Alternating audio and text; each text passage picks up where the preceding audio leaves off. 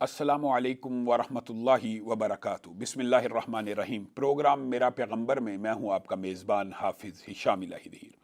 معزز ناظرین گرامی قدر، ہم رسول اللہ صلی اللہ علیہ وسلم کی سیرت کے بعد اوصاف آپ کے سامنے رکھ رہے ہیں۔ پروگرام میرا پیغمبر اس طرح ڈیزائن کیا گیا کہ اخلاق نبوی، نبی کریم صلی اللہ علیہ وسلم کا بطور مثالی شوہر ہونا، مثالی خامن ہونا، مثالی بیٹا ہونا، مثالی باپ ہونا، انشاءاللہ اس حوالے سے تفصیلاً آپ کے سامنے ہم گفتگو کو رکھیں گے۔ اسی طرح نبی کریم صلی اللہ علیہ وسلم بطور ناطق وحی، یہ مختلف اسپیکٹس پروگرام کے اندر انشاءاللہ آپ کے سامنے رکھتے جائیں گے۔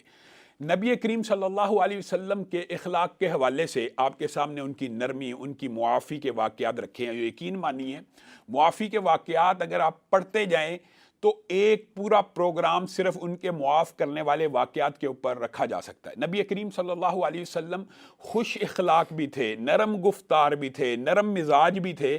آپ بتائیں کہ کائنات کا وہ کون سا ضابطہ ایسا ہے، کون سا پیغمبر ایسا ہے جو یہ لوگوں کو تلقین کرے کہ اپنے بھائی کے چہرے کی طرف مسکرا کے دیکھو، اور تمہارے بھائی کے چہرے پہ اگر مسکراہٹ آ جائے یہ بھی صدقہ ہے، اور مسکراہٹ کو صدقہ جس نبی نے کہا ہو کہ مسکراہٹ بھی صدقہ ہے، جس نبی کے اوپر یہ وحی اتری ہو قول معروف خیر من صدقہ، اچھی بات، اچھے انداز سے بات کرنا صدقے سے بھی بہتر ہے۔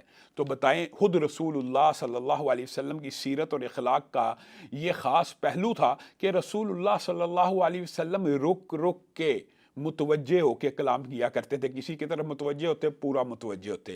جب گفتگو کرتے تو آپس میں لفظوں کے مابین فاصلہ ہوتا۔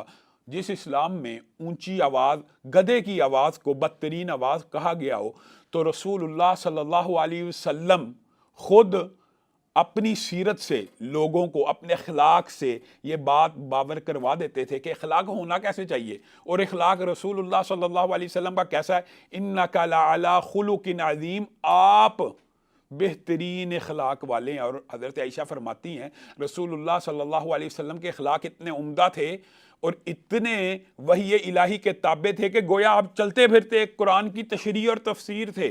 آپ کا اخلاق ہی ایسا تھا گویا قرآن پاک نے جو اخلاقی قدریں بیان کی ہیں کہ زمین کے اوپر آہستگی سے پاؤں رکھنا ہے، تکبر سے نہیں رکھنا، غرور سے نہیں رکھنا، کسی کی طرف سر نہیں جھٹکنا، ماتھے پہ تیوری نہیں چڑھانی، وغیرہ وغیرہ۔ یہ جتنی اخلاقی قدریں قرآن پاک میں موجود ہیں، رسول اللہ صلی اللہ علیہ وسلم مجسم ان تمام کے تمام اخلاقی قدروں کی ایک تصویر تھے۔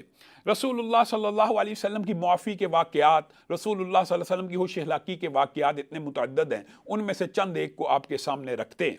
خود زید بن سعنہ، اور بعض نے ان کو سعنا کہا، لیکن یہ زید بن سعنہ آپ کو پتہ یہودیوں کے ایک بہت بڑے عالم تھے، اور کم یہودیوں نے رسول اللہ صلی اللہ علیہ وسلم کے اوپر ایمان لے کے آئے، اور اسلام کو کم یہودیوں نے قبول کیا۔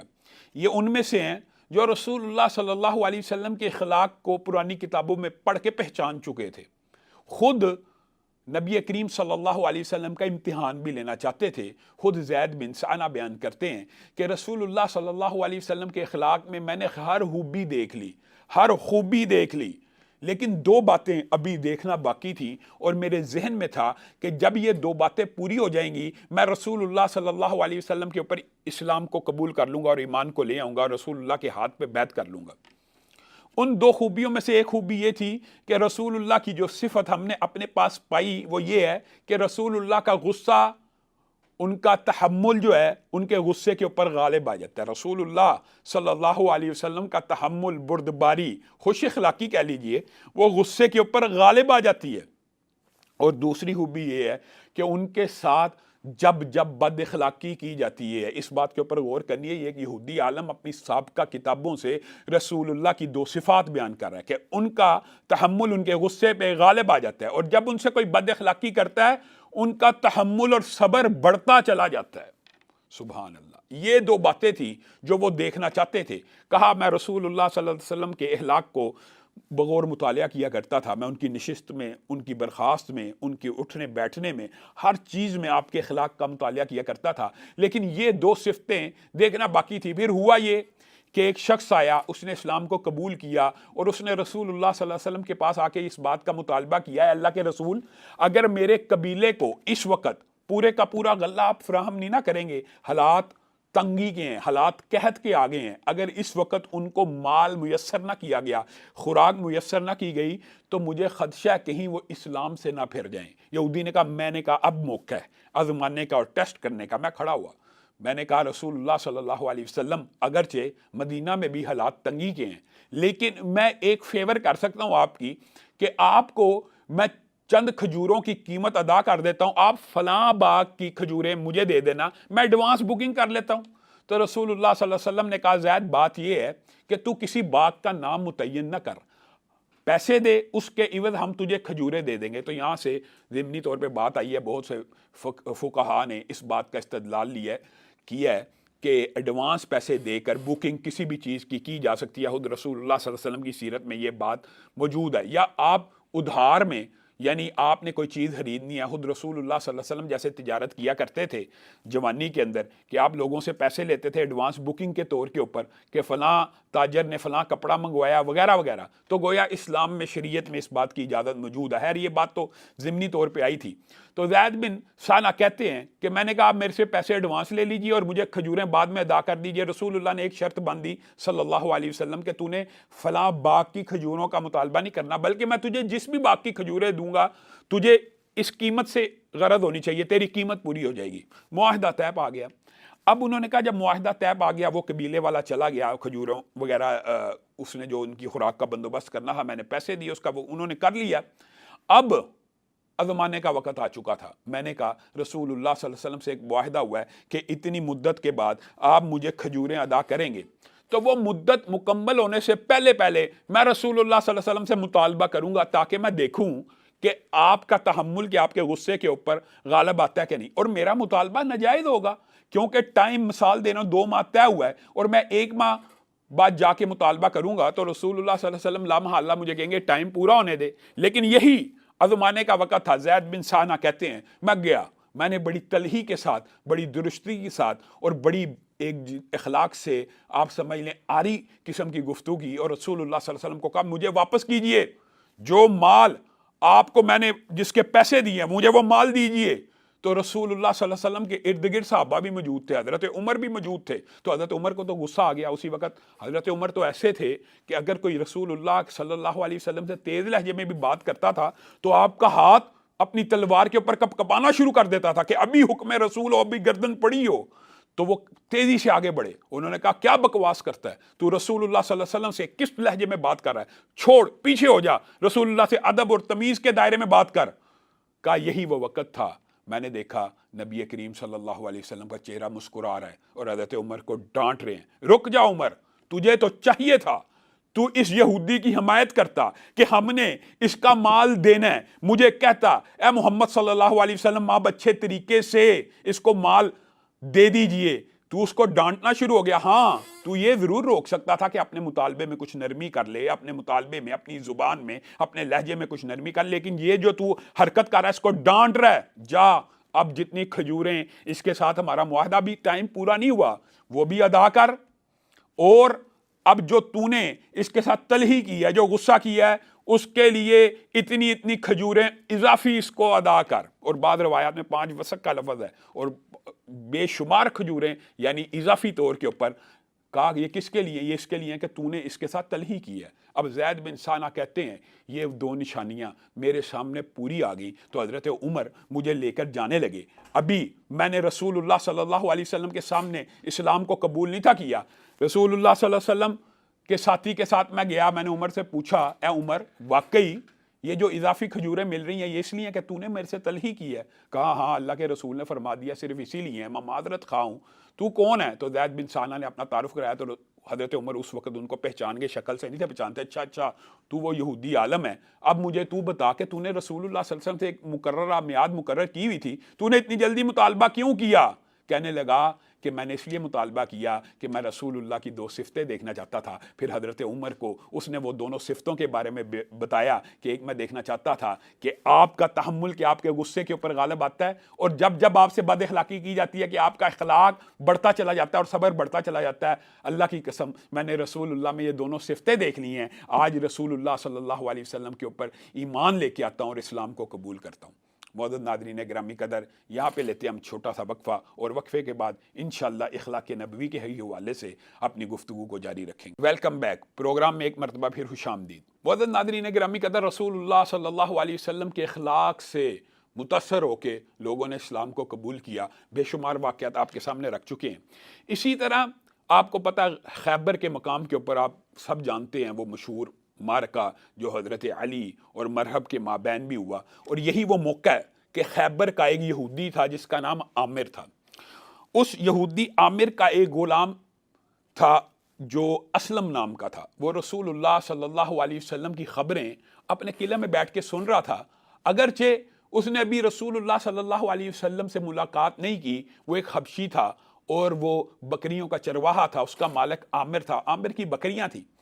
البتہ اس کے کان میں یہ بات بار بار ٹکرا رہی تھی کہ محمد صلی اللہ علیہ وسلم ایک نبی ہیں، ایک رسول ہیں، ایک دعوت لے کے آئے ہیں، اور وہ آج خیبر کے اوپر حملہ کرنے والے ہیں۔ بکریاں چراتے چراتے اس نے موقع غنیمت جانا، رسول اللہ صلی اللہ علیہ وسلم کے کیمپ میں داخل ہو گیا اور وہاں جا کے گزارش کرنے لگا، میں نے تمہارے نبی سے ملاقات کرنی ہے، بتائیے۔ ایک حبشی غلام بکریوں کا چرواہا ہے، وہ اس وقت نبی کے دربار میں داخلے کی اجازت مانگ رہا۔ حالت جنگ کے اندر آپ کو پتہ ہے کہ جو سپہ سالار ہوتا ہے اس کے حفاظتی، اس کے پروٹوکول کچھ نہ کچھ تو ہوتے ہیں، لیکن رسول اللہ صلی اللہ علیہ وسلم کا اخلاق دیکھیے، ایک غریب چرواہے کو کہہ رہے ہیں فوراً میرے دربار میں، میرے حضور میں پیش کیا جائے۔ اور رسول اللہ صلی اللہ علیہ وسلم کی ساری زندگی سادگی کے اوپر مبنی تھی۔ انشاءاللہ اس حوالے سے بھی جب موقع آئے گا چند گزارشات کو آپ کے سامنے رکھیں گے۔ اب اسلم نبی کریم صلی اللہ علیہ وسلم کی بارگاہ میں حاضر ہوا اور کہنے لگا، آپ کس چیز کی دعوت دیتے ہیں؟ رسول اللہ صلی اللہ علیہ وسلم نے کہا، میں اس چیز کی دعوت دیتا ہوں کہ مخلوق کو مخلوق کی عبادت نہیں کرنی چاہیے، بندے کا سر بندے کے سامنے نہیں جھکنا چاہیے، بندے کا رکوع سجدہ بندے کے لیے نہیں ہونا چاہیے۔ کس کے لیے ہونا چاہیے؟ ایک اللہ کے لیے ہونا چاہیے۔ اسلم کے دل کو بات لگی، یہ بات تو بڑی جائز ہے، بڑی جینون ہے کہ رسول اللہ صلی اللہ علیہ وسلم آئے اسی لیے تھے کہ بندوں کو بندوں کی غلامی سے نکال کر ایک اللہ کی غلامی کی طرف لایا جائے۔ کہا دوسری بات کیا کہتے ہیں؟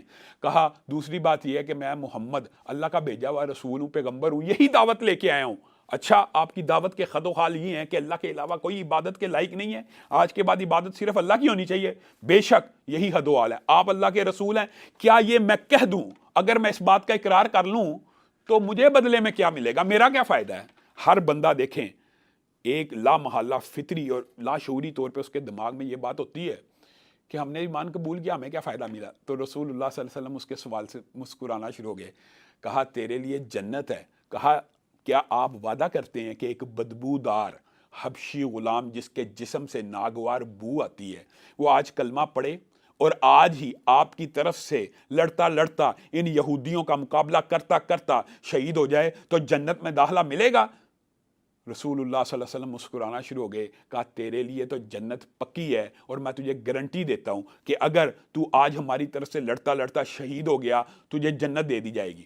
مفہوم یہ ہے، ویسے تو آپ کو پتہ اسلام کی مبادیات وغیرہ بڑی لمبی چوڑی ہیں، لیکن رسول اللہ صلی اللہ علیہ وسلم ہر بندے سے اس کے مزاج کے مطابق ٹریٹ کرتے ہیں۔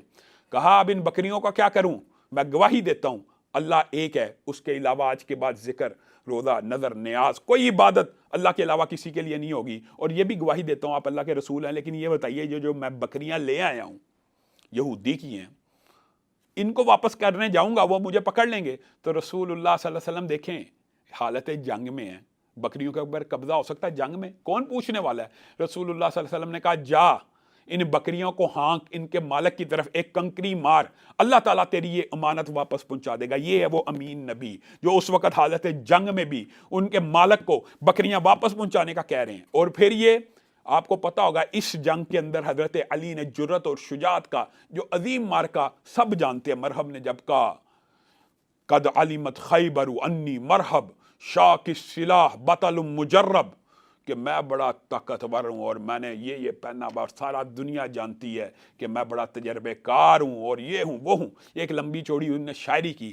تو حضرت علی نے جواب میں کیا کہا؟ انا الذی سمتنی امی حیدرا کلیس غابات کریہ المنظرا، یہ ایک لمبی چوڑی حضرت علی کی یہ مشہور شاعری ہے. یہی وہ جنگ ہے کہ جس وقت حضرت علی یہ قلعے فتح کر رہے تھے, یہ سیدنا اسلم رضی اللہ آپ کے پیچھے پیچھے لڑ رہے تھے. ایک موقع آیا, کشتوں کے پشتے لگا دی, اتنی دلیری اور شجاعت سے لڑے کہ شہید ہو گئے.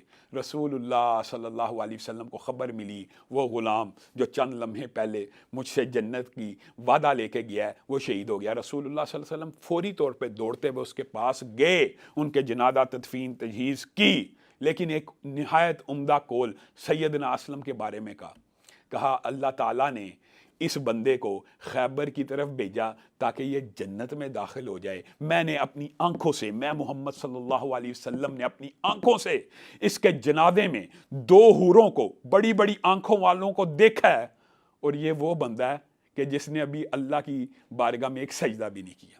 معزز ناظرین گرامی قدر, اگر آپ سے کبھی کوئی سوال پوچھا جائے کہ وہ کون سے اصحاب ہیں, چند صحاب ہیں کہ جنہوں نے ایک نماز بھی ادا نہ کی اور پھر بھی جنت میں داخل ہو گئے, ان میں یہ سیدنا اسلم رضی اللہ بھی شامل ہیں. کس وجہ سے اسلام قبول کیا؟ یہ رسول اللہ صلی اللہ علیہ وسلم کے اخلاق ہیں, یہ اخلاق عالیہ. اور یہ بھی یاد رکھیں کہ رسول اللہ صلی اللہ علیہ وسلم کے اپنے, جو آپ نے نام سنا ہوگا زید بن حارثہ کا, آپ نے شاید ان کا یہ واقعہ نہ سنا ہو, اور اگر سنا ہوگا تو بڑی اچھی بات ہے. یہ سیدنا زید بن حارثہ جو ہیں, جن کو رسول اللہ صلی اللہ علیہ وسلم کا بیٹا بھی کہا جاتا ہے, کیوں کہا جاتا تھا آپ کے علم میں یہ بات ہے؟ یہ بنیادی طور پہ حضرت خدیجہ کے غلام تھے, اور حضرت خدیجہ نے اپنے جب شادی کے بعد رسول اللہ صلی اللہ علیہ وسلم کی بارگاہ میں ان کو پیش کیا تھا. اس کا جو بیک گراؤنڈ ہے وہ یہ ہے کہ زید بن حارثہ بھی 8 سال کے تھے, بچے تھے, اپنی والدہ کے ساتھ ان کے میکے میں گئے تو ان کے اوپر شبخون مارا گیا. تو حارثہ کل بھی ان کے والد تھے. شبخون جب مارا کسی قبیلے نے تو ان کو غلام بنا لیا, زبردستی, یہ آزاد تھے, ان کو زبردستی غلام بنایا گیا, ان کو عکاظ کے میلے پہ بیچا گیا. تو حکیم بن حزام نے, جو حضرت خدیجہ کے رشتہ دار ہیں, انہوں نے ان کو خریدا تھا اور حضرت خدیجہ کی بارگاہ میں پیش کیا تھا, اور حضرت خدیجہ نے نبی کریم صلی اللہ علیہ وسلم کو دے دیا. اب جو حارثہ کلبی ہیں وہ تو والد ہیں, ایک آزاد بیٹا ہے, وہ ڈھونڈتے رہے میرا بیٹا کہاں پہ گیا, کس نے غلام بنایا. خیر ان کو خبر مل گئی کہ میرے بیٹے کو مکہ کے اندر ایک محمد صلی اللہ علیہ وسلم ہیں, ان کے پاس ہیں, اور وہاں پہ عکاظ کے میلے سے بیچ کے وہاں تک وہ پہنچ گئے ہیں. مختصر بات یہ ہے. ویسے تو یہ اگر کسی نے تفصیل پڑھنی ہو تو سیدنا زید بن حارثہ کی سیرت میں پڑھ سکتا ہے. تو وہ فوراً چلے اور نبی کریم صلی اللہ علیہ وسلم کی بارگاہ میں بے شمار مال لے کے آئے اور کہا یہ تو میرا بیٹا ہے, اور یہ میرا بیٹا ہے, میں اس کو واپس لے کے جانا چاہتا ہوں. اور بیٹا ابھی موجود نہیں تھا. رسول اللہ صلی اللہ علیہ وسلم نے کہا بے شک آپ کا حق ہے, میری طرف سے وہ میرا غلام نہیں ہے, میں نے تو اس کو سمجھے آزاد کر دیا ہے. اور آپ یہ جو پیسوں کی بات کر رہے ہیں, مجھے آپ سے پیسے بھی نہیں چاہیے, بس ایک بات کہتا ہوں کہ میرے اس غلام بیٹے سے, رسول اللہ صلی اللہ علیہ وسلم ایک غلام کو کہہ رہے ہیں, میرے اس غلام بیٹے سے آپ پوچھ لینا کہ اس نے میرے ساتھ رہنا یا آپ کے ساتھ رہنا. تو باپ ظاہر ہے ان کے ذہن میں تو یہ خیال تھا کہ یہ کیسے ہو سکتا ہے, میرا بیٹا مجھے چھوڑ کے محمد صلی اللہ علیہ وسلم کی بارگاہ میں رہے. پھر باپ نکلا اور بیٹے سے ملا, اور آپ کو پتا ہے ایک خون ہوتا ہے, جوش مارتا ہے. زید بن حارثہ کا خون بھی جوش مارا, باپ سے مل کے وہ سارے بچپن کے پل اور لمحات ان کی آنکھوں کے سامنے سے گزر گئے, آنکھوں میں پانی ہے. کہنے لگے چلو اب ہمیشہ ہمارے ساتھ رہو گے. زید بن حارثہ اسی ٹائم رک گئے, کہنے لگے کیا کہتے ہیں, اب میں محمد صلی اللہ علیہ وسلم کا گھر چھوڑ کے نہیں جا سکتا. کیا غلامی کی زندگی پسند کرتا ہے؟ آپ کو کس نے کہا میں ان کا غلام ہوں؟ وہ اتنے اعلیٰ اخلاق کے ہیں, وہ اتنے عمدہ اخلاق کے ہیں, اللہ کی قسم مجھے بیٹوں سے بڑھ کے محبت دی ہے. آپ بھی میرے باپ ہیں, لیکن اگر میں نے پدرانہ شفقت کہیں دیکھی ہے تو محمد صلی اللہ علیہ وسلم کے گھر میں دیکھی ہے. میں ان کو نہیں چھوڑ سکتا. بتائیے تاریخ اسلامی میں ایسا واقعہ کیسے ہو سکتا ہے, ایک سگا باپ اپنے بیٹے کو لینے آیا ہو اور بیٹا کہہ رہا ہو کہ میں نے اس شخص کے اتنے عمدہ اخلاق دیکھے ہیں. وہ ایک لمبی چوڑی شاعری ہے, وہ عرب کے جو خاص انداز ہے, اگر آپ وہ پڑھنا چاہیں تو سیرت کی کتابوں سے پڑھیے. زید کیسے نبی کریم صلی اللہ علیہ وسلم کے اخلاق کو بیان کرتے ہیں, کہتے ہیں میں محمد صلی اللہ علیہ وسلم کو کبھی چھوڑ کے نہیں جا سکتا. اب باپ کے خیال میں تو یہ تھا کہ یہ بیٹا میرا ہے, میں لے کے چلا جاؤں گا. بڑی کوشش کی, بڑی منت کی, بڑی سماجت کی, نہ گئے. حتیٰ کہ رسول اللہ صلی اللہ علیہ وسلم کو خبر ملی.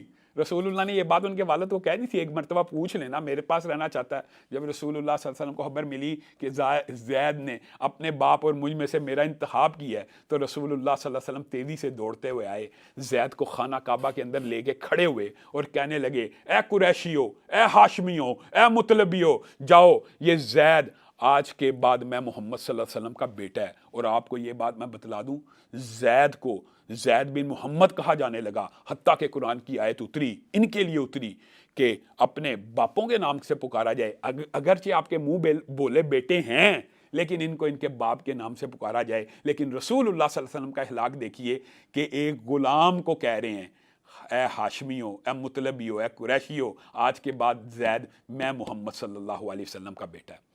معزز ناظرین گرامی قدر، آج کے پروگرام کا وقت ختم ہو چکا ہے۔ انشاءاللہ کل ایک نئے پروگرام کے ساتھ اخلاق نبوی کے حوالے سے مختلف واقعات کو آپ کے سامنے رکھیں گے۔ والسلام علیکم ورحمۃ اللہ وبرکاتہ۔